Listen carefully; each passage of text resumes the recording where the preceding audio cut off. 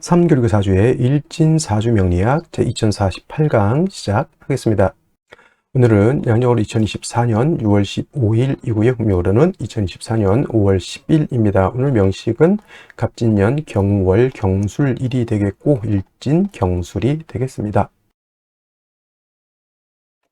자, 사주 팔자를 분석함에 있어 제일 중요한 것, 아무리 강조해도 지나치지 않는 것보다 일간과 원령이 가장 중요하다라고 하는 것, 일간의 특성을 아는 것, 그 다음에 원령의 특성을 아는 것, 지피지기면 백전백승이다라고 할 때 나를 안다라고 것은 일간을 아는 것이고요. 적을 안다라고 하는 것은 적이라고 보기는 그렇죠. 상대를 안다라고 하는 것은 원령입니다. 그래서 일간과 원령은 그만큼 중요한 같은 8글자 안에 있다 하더라도 그만큼 큰 비중을 가지고 있는 것이 바로 일간과 원령이고요. 오늘 일간은 경이라고 하는 천간이 일간이 되겠습니다. 10개의 천간, 갑을병정, 무기병심, 임계라고 하는 10개의 천간 중에서 경이라고 하는 천간은 7번째 천간이 되겠고요. 그 다음에 오행, 목화토금수라고 하는 오행으로 구분하게 되면 경이라고 하는 것은 금이 됩니다. 금, 우리가 쉽게 말하면 쇠라고 이렇게 표현하죠. 강철, 무쇠 등등 이런 걸로 볼 수가 있겠고, 이 쇠라고 하는 것은 우리가 눈으로 볼 수 있는 것, 즉 물상으로 봤을 때는 쇠가 됐지만 기운, 우리가 느낌으로 하는 기운으로 봤을 때는 금의 기운은 숙살지기라고 해요. 숙살지기라고 하는 것은 뭐냐면 수의 기온은 얼음이 얼 정도로 천하를 막 영하 30도 40도 정도로 땡땡땡땡 그 이하로도 얼릴 수 있는 것이지만 금의 기온은 영하까지는 떨어지지 않죠. 즉 물이 얼지 않지만은 그래도 이 금의 기온은 오싹해서 서리가 내리고 그 다음에 사람 피부가 그 소름이 들 정도의 그러한 오싹한 기운을 갖다가 금의 기운, 즉 숙살 기운이라고 하고, 여러분들 명리 배울 때 금의 기운, 즉 숙살 기운이 있어야지만 결실을 얻는다, 이렇게 많이 공부들 하셨으리라 생각이 됩니다. 금의 기운이 강한 그러한 계절이 바로 또 가을이고, 가을 되면은 봄에 심었던 씨앗들, 봄에 심었던 묘종들, 사과나무, 배나무 등등의 어떤 과실수에서도 그러한 결실을 많이 얻게 되죠. 사람도 이제 해가 시작했을 때 올해의 계획을 세우게 되고, 그 다음에 이제 가을이 되면서부터 다시 한번 싹 뒤돌아보죠. 내가 과연 잘 살았는지, 계획을 잘 지켰는지, 내가 생각했던 어떤 결실이 있는지, 이런 것들을 한번 이렇게 생각해 보게 되는 그런 기운이 바로 이 숙살의 오싹한 기운, 이런 오싹함이 있어야 한 해가 이제 저물어 가는구나 라고 하는 그러한 느낌도 알게 된다, 이렇게 볼 수가 있겠죠. 그래서 금이라고 하는 것, 가을의 기운을 말하는 것이고, 그 다음에 이 가을의 기운, 천간으로 경금, 내일 공부하는 신금이 가을이라고 하면 지지로는 신유술, 서방이 바로 가을이죠. 서쪽이라고, 서방은 서쪽이라고 하는 것이고, 신월, 유월, 술월이 바로 금이 왕한 금왕절이 있다. 물론 신월, 유월이 본기가 금이니까 금이 왕한 걸로 보지만, 술은 솔직히 말로 아까 어저께도 말씀드렸지만 4개월 중에 하나는 토가 왕한 계절이다 하지만, 신유술을 큰 틀의 권역으로 봤을 때는 신유술, 서방은 금이 세력을 얻고 있다, 이렇게 보시면 되겠습니다. 그래서 신유술월은 금왕 절이 되는 것이고, 금이 왕한 계절이 되는 것이고, 그 다음에 오상이라고 하는 것, 인의, 예지, 신이라고 하는 오상으로 봤을 때, 자, 인이라고 하는 것은 제가 뭐가 주관한다 했죠? 목이 주관한다라고 말씀을 드렸고요. 그 다음에 의는, 지금 말하는 의는 바로 금이 주관하는 것이 되겠고, 그 다음에 예는 화, 그 다음에 지는 수, 다음에 이제 공부하겠습니다. 그 다음에 신이라고 하는 것은 토가 이렇게 주관한다.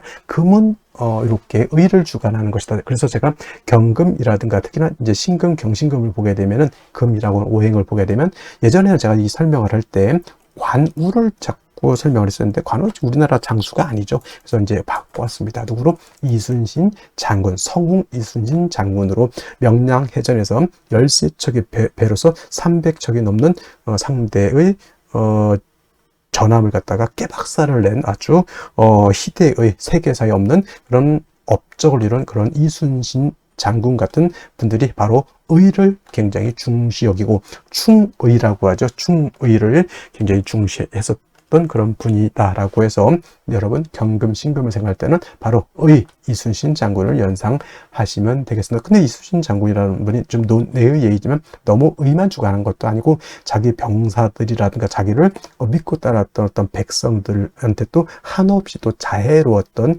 그런 분이셨죠. 그래서 금이 의를 주관하고 토는 믿음, 신을 주관한다고 해서 그것만 생각하셔서는 안 되고, 사주라고 하는 것은 목화 토금수가 어떻게 돼야 된다? 중화가 돼야 되듯이 사람도 인, 의, 예, 지, 신 중에서 어느 하나만 선택하면 그거는 격이 떨어지는 것이고, 사람 성품 안에는 인자함도 있어야 되고 의로움도 있어야 되고 예절도 지켜야 되고 사람 삶에 있어서 지략도 지혜도 있어야 되고 그 다음에 사람의 신막 믿음도 골고루 갖춰야지만 온전한 진짜 성스러운 그런 사람이 될 수 있겠다라고 하는 것. 그래서 사주라고 하는 것도 마찬가지로 목화 토금수가 잘 구성이 돼서 서로가 장애가 이루어지지 않는 그런 사주가 좋은 사주다, 이렇게 말씀을 드릴 수가 있겠고요.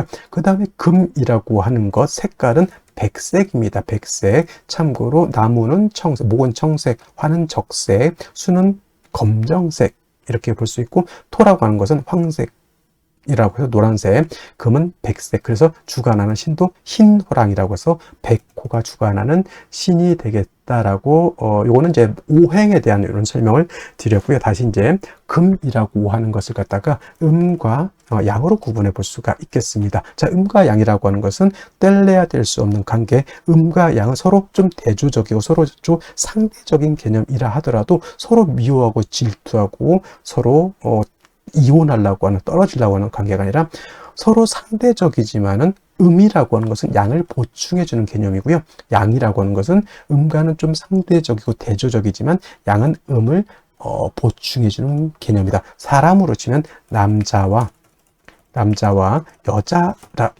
여자의 개념으로 보고, 또 다른 걸로 보면 낮과 밤도 해당이 되죠. 낮이 있어야지 밤이 좋은 것이고 밤이 있어야지만 낮이 좋은 것이죠. 항상 낮이어야 된다라고 하면 모든 만물이 쉬지를 못합니다. 그리고 항상 밤이면 세상이 음침해지겠죠. 우리 남극 같은 데인가요? 북극 같은 데 백야 현상이 나타나죠. 일정 기간, 석 달 정도 이상이 백야, 그냥 밤인데도 하얘요. 태양 계속 떠 있으니까 사람이 돌아버립니다. 어느 정도 태양이 지고, 우리가 그렇게 살아왔으니까 태양이 뜨고 태양이 지구를 보고 하루가 가는구나 이렇게 보는데, 계속 밤이면 시간이 가는지 시간이 가지 않는지 알 수가 없죠. 시계가 있어야지만 알 수가 있겠다. 그래서 음양이라고 하는 것은 서로 대조적이지만 음은 양을 보완해주고 양은 음을 보완해주는 그러한 개념의 것이다라고 이해해 두시면 좋겠고요. 그 다음에 경금이라고 하는 음령으로 구분하게 된 경금은 양금이 되죠. 양의 기운을 가지고 있는 양금이 되는 것이고, 음금이라고 하는 것이 양금이 있으니까 당연히 음금이겠죠. 내일 공부하게 되는 신금이라고 하는 것이 음의 기운을 가지고 있는 음금이라서 양금인 경금과 음금인 신금 같은 금이지만 음양의 차이가 있다. 자, 양금인 경금은 어떤 금이, 양이라고 하는 것은 좀 강하고 거칠고 투박하고 무겁고 단단한 그런 성향의 금이다라고 봤을 때, 음금은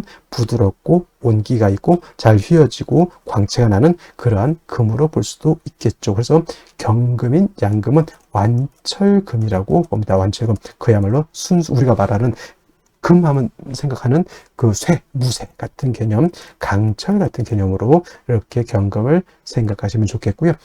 상대적인 음금이 신금은 그야말로 금입니다. 보석 같은 거, 금반지, 금귀걸이 같은, 그 다음에 주옥 같은, 도자기 같은 이런 개념. 여러분 핸드폰 살 때 요즘 핸드폰 너무 비쌉니다. 근데 그 액정이라든가 핸드폰, 우리나라 그 삼성 회사 이름을 대면 안 되겠지만, 어떤 회사는 그야말로 알루미늄 스틸 바디인 것이 있고, 어떤 경우에는 그냥 스틸 같은 재질의 어떤 플라스틱 그 바디가 있잖아요. 그런 개념이죠. 그래서 플라스틱도 광채, 목으로도 보지만 플라스틱도 경우에 따라서는 금으로 볼 수가 있겠고, 은,동 여러 가지, 그 다음에 비철 같은 경우도 다 금으로 보죠. 그 다음에 도자기 같은 경우는 토를 굳혀가지고 금을 만들어낸 거고, 콘크리트 있죠. 콘크리트, 이것도 토를 갖다가 물을 부어가지고 여러 가지 재료로 혼합해서 토생금한 것이 콘크리트, 도자기도 토생금에서 만들어낸 금이다, 이렇게 보시면 되겠죠. 여러분이 쓰고 있는 안경 같은 거 있죠, 다 금인데 경금이 아니라 그런 신금이다라고 이렇게 보시면 되겠고, 경금은 무쇠 강철과 같으면서 원철이라고도 표현합니다. 원철은 뭐냐면 땅에서 금방 캐낸 자연 그대로의 철을 말하죠. 쇠를 말합니다.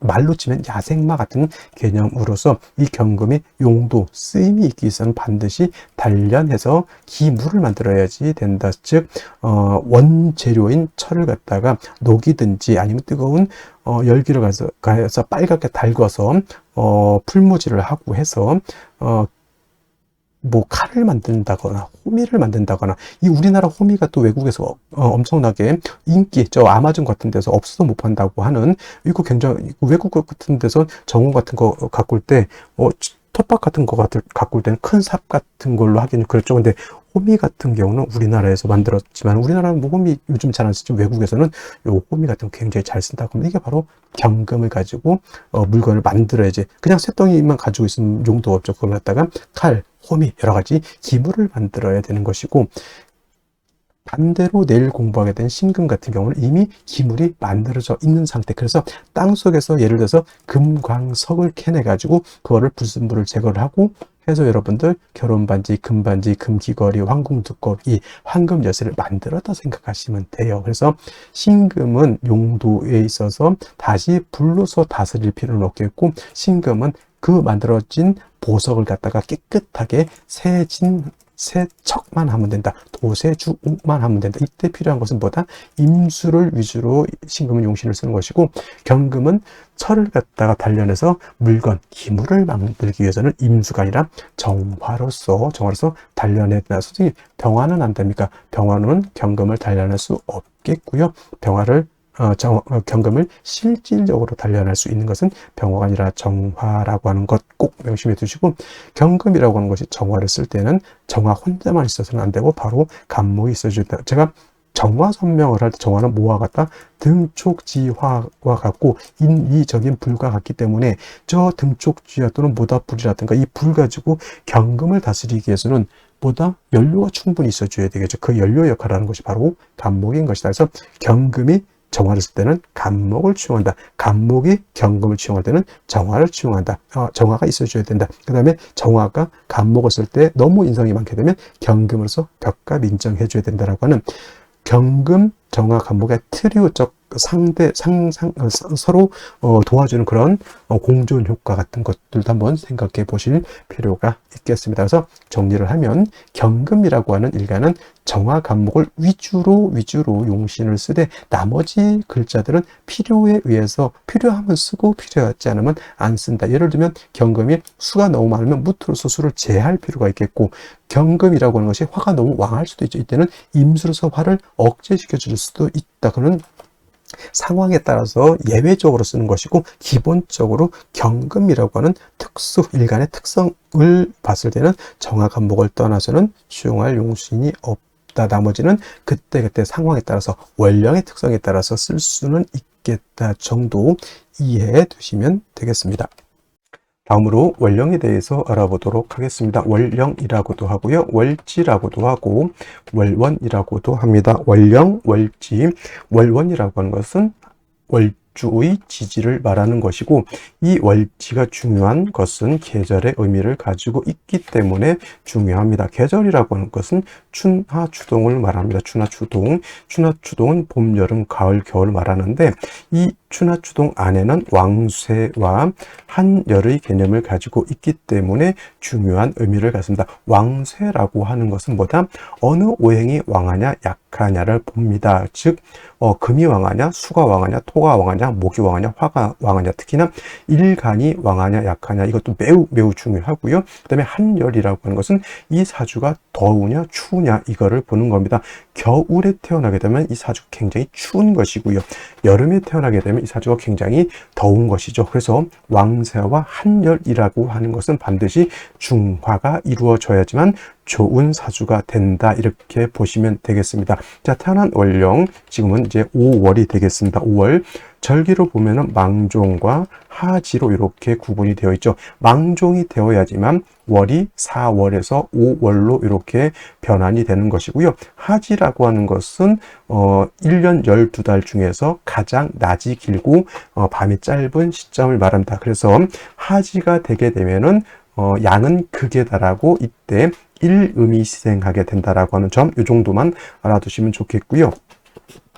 계절을 보게 되면 여름이 되겠습니다. 4, 5, 미, 월이라고 하는 계절은 여름이 되죠. 4월은 초하라고 하고요. 지금 5월은 중하라고 표현을 하고, 그 다음에 미월은 늦여름이라고 해서 모하로 이렇게 표현하죠. 그래서 4월, 5월, 미월이라고 하는 것은 화가 왕한 화왕절이 되면서 여름이죠. 매우 뜨겁고 건조하다라고 해서 조열하다라고 하는 이러한 표현을 쓰게 되죠. 염상절이라고도 하고요. 또는 염천지절이라고 하는 표현도 쓰게 됩니다. 그래서 4월, 5월, 미월은 매우 뜨겁다. 한열의 개념에서 볼 때는 매우 열한 그러한 계절이 되겠습니다. 그래서 반드시 조후라고 하는 것이 필요하죠. 조후라고 하는 것은 계절의 어떤 뜨거운 것 또는 차가운 것을 적절하게 조절시켜 주는 것을 말합니다. 특히나 4월, 5월, 미월은 뜨거운 여름이기 때문에 수가 반드시 있어서 뜨거운 열기를 갖다가 식혀주는 것이 필요하고요.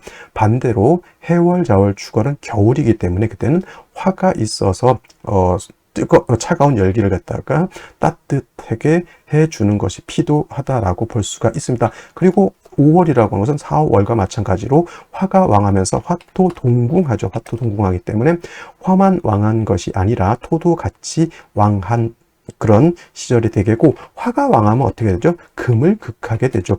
화극금. 그래서 4월, 5월 같은 경우는 화가 굉장히 왕하기 때문에 상대적으로 그 다음에 금은 약해지는 것이고, 그 다음에 4월은 화가 임관지가 된다고 했고, 지금 5월은 화가 제왕지가 됩니다. 근데 반대로 수라고 하는 것은 4월에 절지가 되는 것이고 5월에는 절퇴지가 됩니다. 그래서 수도 5월엔 굉장히 약하게 되죠. 그래서 조우를 할 때는 반드시 수를 필요로 하는데 수만 딸랑 있어서는 안 되고 반드시 금이 있어서 수를 보좌해주는 그러한 틀로 가야지만 사주의 중화를 이룰 수 있게 되는 것이다. 이것이 바로 5월의 특징이다라고 볼 수 있습니다. 그러면 5월에 일간경금이 태어나게 되면 사주를 어떻게 배합하는 것인지 알아보도록 하겠습니다. 자, 일간경금이라고 하는 것, 어떤 금입니까? 양금이죠. 양금이면서 완철금이라고 했습니다. 완철금이라고 하는 뜻은 강철, 무쇠, 원철과 같다라고 했고요. 금방 땅에서 캐낸 그러한 금과 같아서 원래 경금이라고 하는 것은 정화로서 단련하고 감목으로서 정화를 보좌해주는 것을 기본적인 용신취용법으로 갖고 있는데, 이 경금이 태어난 월령을 보게 되면 5월이죠. 5월이라고 하는 것은 화가 가장 왕성한 그러한 시절이 됩니다. 화가 왕하죠. 화가 왕하면 금은 녹아버린다. 이때 금이 녹는다라고 하는 뜻은 금을 녹여서 뭐 새로운 어떤 것을 만든다라고 하는 개념이 아니고요. 이때 화왕금용 한다라고 하는 것은 금이 녹아서 못 쓰게 된다라고 하는 거예요. 화가 경금을 단련하려면 적당하게 왕해야 되는데, 이 4월도 마찬가지고 5월도 마찬가지고 이때 4월에 화는 너무 왕하기 때문에 경금을 적당하게 단련하는 것이 아니라 너무 뜨거워서 금을 못 쓰게 만든다라고 하는 겁니다. 그러면 필요한 건 뭘까요? 뜨거운 열기를 갖다가 적절하게 조절시켜 주는 것이 필요하고요. 뜨거운 열기로 인해서 경금이 약간 퇴색되고 약간 뭐 티끌이 묻은 그런 것들도 약간은 세척을 해줄 필요가 있습니다.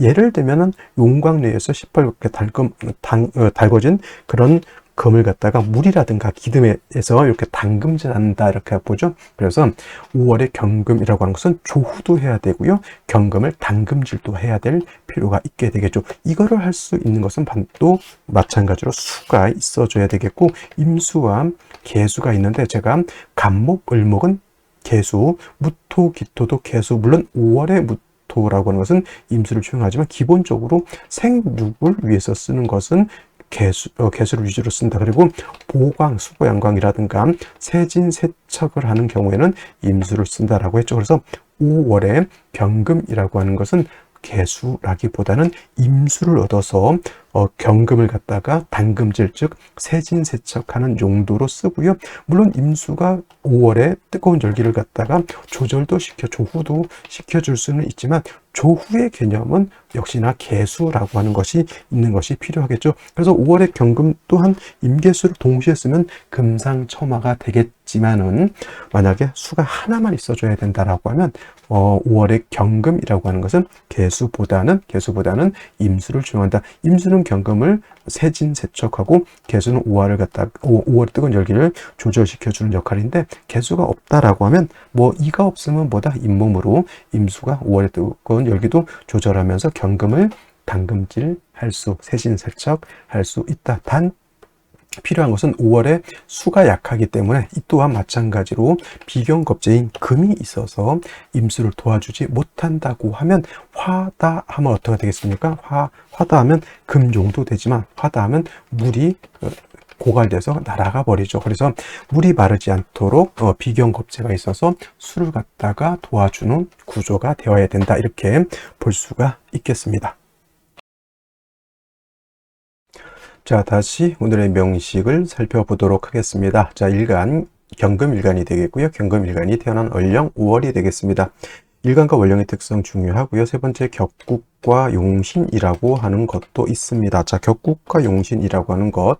격국이라고 하는 것은 사주의 틀을 보는 것이고요. 용신이라고 하는 것은 그 사주 틀 중에서 그 사주를 뭘 할 수 있는 중화시킬 수 있는 핵심적인 요소를 용신이라고 합니다. 역시나 일간과 월령과의 관계를 떠나서 생각해 볼 수 없는 것이 또 격국과 용신이 되겠습니다. 자, 격국 볼 때 일간, 경금이라고 하는 것은 양금이 되겠고요. 월지는 오화는 몸체는 양이지만 쓰는 것은 음으로 쓴다. 채양용음. 그래서 얘는 음화가 되겠습니다. 왜 채양용음이냐? 오화라고 하는 것은 원래는 양에 해당이 되지만 병화, 기토, 그 다음에 그 본기가 정화가 들어가 있기 때문에 몸체는 양이지만 쓰는 것은 음으로 쓴다라고 합니다. 반대로 지금 전에 배웠던 사화는 몸체는 음이지만 쓰는 것은 양으로 쓴다. 그 본기가 병화였기 때문에 그랬죠. 그래서 경금이 5월에 태어나게 되면 양금이 음화를 받다. 양대 음의 관계. 근데 중요한 것,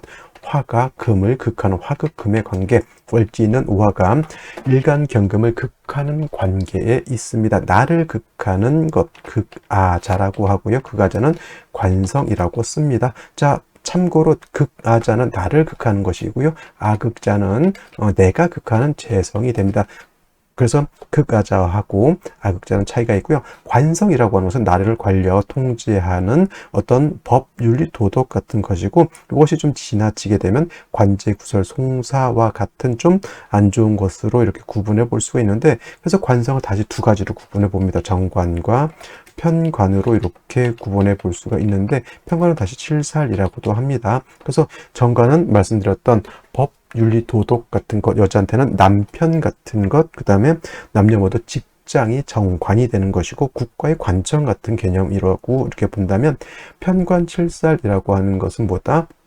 관제, 구설, 송사, 일체 나를 공격하는 질병, 도적, 적군 같은 것이 편관칠살이 되겠습니다. 그래서 정관이라고 하는 것은 일간과 관성과의 관계가 양대 음의 관계 또는 음대 양의 관계가 성립이 되면 이건 정관이 될 것이고 반대로 양대 양의 관계 또는 음대 음의 관계가 성립되면 편관칠살이 되죠. 예를 들면 병화가 임수를 보면 양대 양의 관계가 성립이 되는 것이고 정화가 개수를 보면 음대 음의 관계가 성립되죠. 그래서 병화가 임수를 보면 칠살, 정화가 개수를 보면 칠살이 되는데 오늘은 양금이 음화를 받기 때문에 정관이 됩니다. 정관, 격이라고 볼 수 있고요. 만약에 월지에 있는 지장간 기토가 투출하게 되면 요거는 기토 가지고 격을 잡아서 정인격의 관인상생이다라고 볼 수 있죠. 선생님, 그러면 월지 있는 병화는 쓰지 않습니까? 네, 월지 있는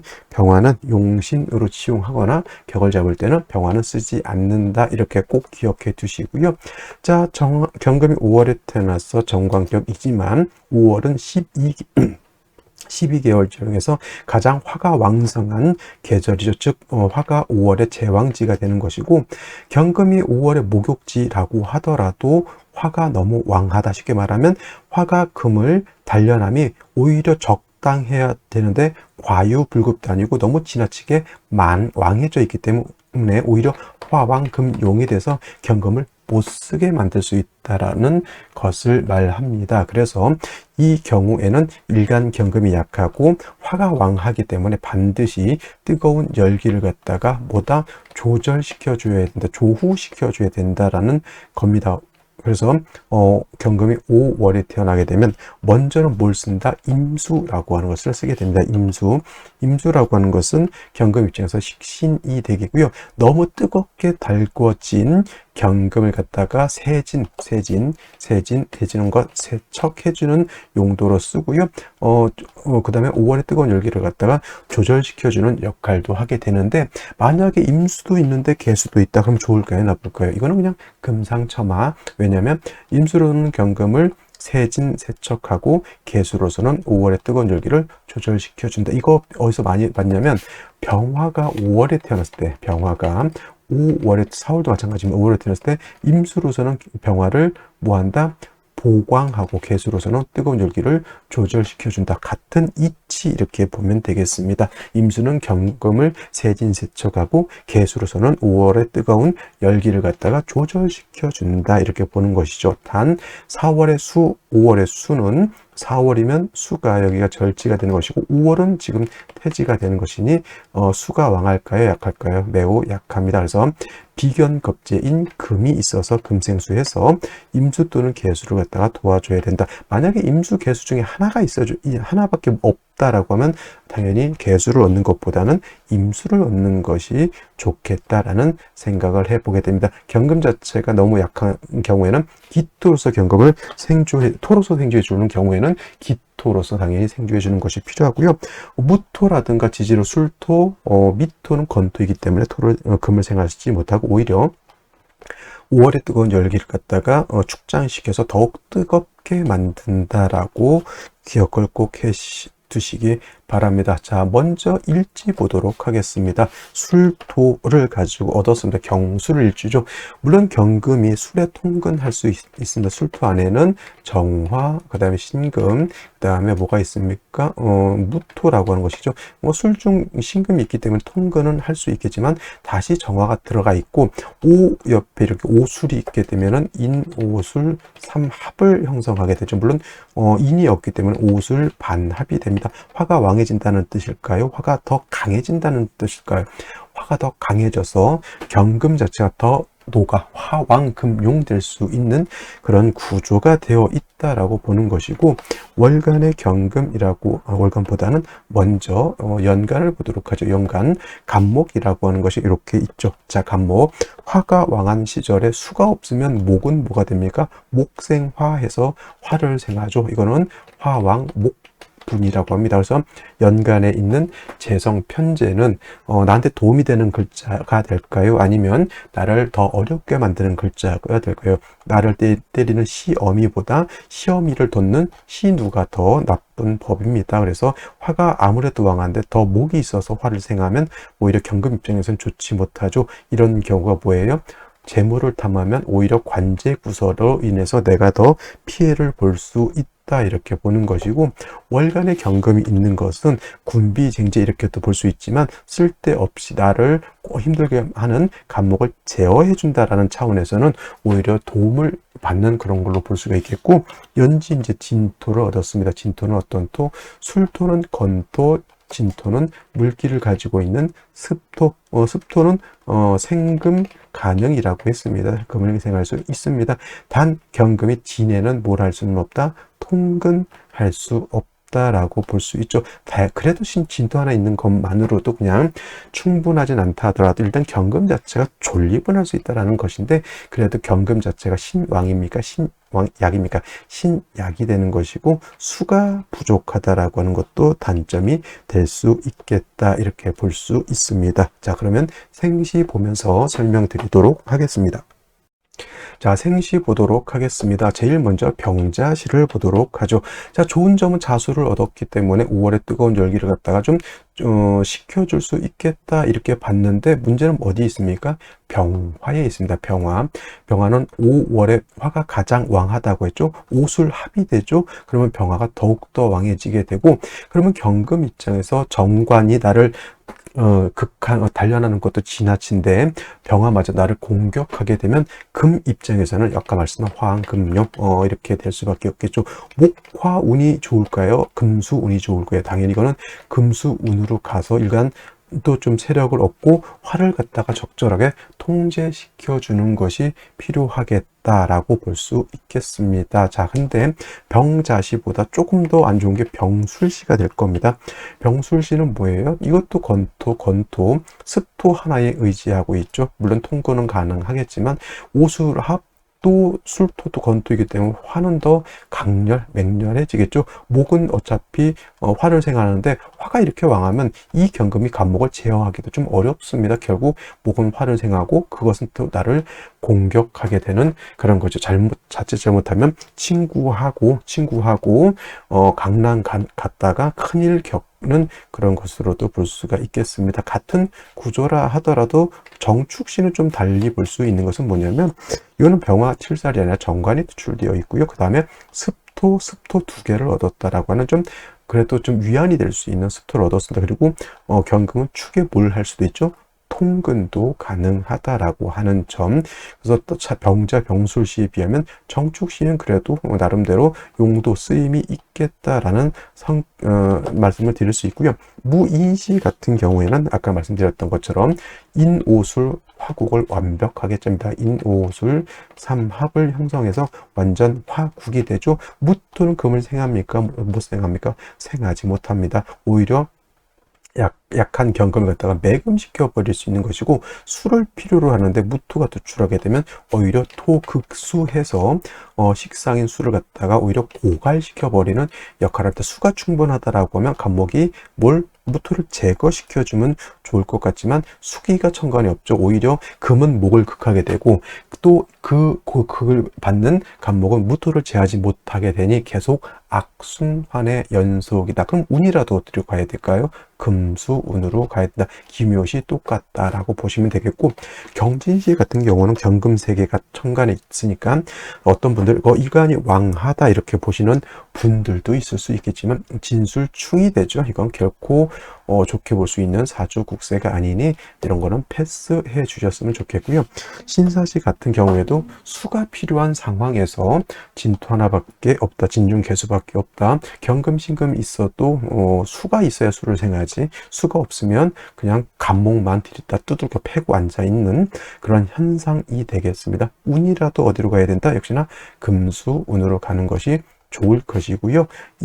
임오시가 되게 되면 요거는 좀 뭐랄까 한번 생각해 볼 것은, 오술합해서 이건 이제 화국이 형성되죠. 임수를 얻었다는 것은 나쁘지 않습니다. 그래서 임수를 얻게 되면 그래도 이 경금이 목을 두들겨 패다가도 수가 있으니까 금생수 수생목에서 통과는 될지언정 오히려 이거는 분배를 하게 되면 임수를 생하는 것보다는 경금은 간목을 더 극하게 된다라고 하는 점. 그래도 임수가 없는 것보다는 있는 것이 낫다, 이렇게 볼 수 있습니다. 근데 중요한 것은 이거는 뭐 임신계유대원 또는 신유대원 이 정도 외에는 크게 좋을 것이 없어 보이는 그런 구조이기 때문에 저는 뭐 일단 패스 시켜주길 것 같고요. 갑신시 같은 경우는 좋은 점은 뭐냐면 신금을 얻었다라고 하는 점입니다. 물론 간목두개가 화를 생하는 구조도 마찬가지겠지만 일단 일간 경금이 됐던 월간의 경금이 됐던 뿌리가 미약했죠. 진토는 경금이 통근을 할 수 있는 구간은 아니고요. 술중 신금의 통근이 간신히 됐었는데 이렇게 신금을 얻어서 그 뿌리를 얻는 것은 나쁘지 않다, 이렇게 볼 수 있겠고요. 근데 이제 그 다음에 이제 신중에 있는 임수까지 얻었기 때문에 임수를 치용할 수도 있겠다. 이런 경우에는 뭐 이제 금수운으로 가거나 뭐 목화운으로 가도 큰 문제가 되지는 않겠지만은 차라리 이런 수운때 있잖아요. 을해라든가 병자 이럴 때는 조금 뭐라 그럴까, 한습이 좀 많이 좀 가중된다 그럴까요? 좌우충도 되고 이런 거는 좀 문제가 있을 수 있다라는 생각이 듭니다. 그리고 몰류씨는 비슷할 것 같고요. 정해씨가 될 바에는 저는 차라리 정축씨가 되는 것이 더 낫다라고 봅니다. 라고 해서 오늘은 여기까지 설명드리도록 하고요. 저는 내일 또 찾아뵙도록 하겠습니다. 주말 잘 보내시기 바랍니다. 감사합니다.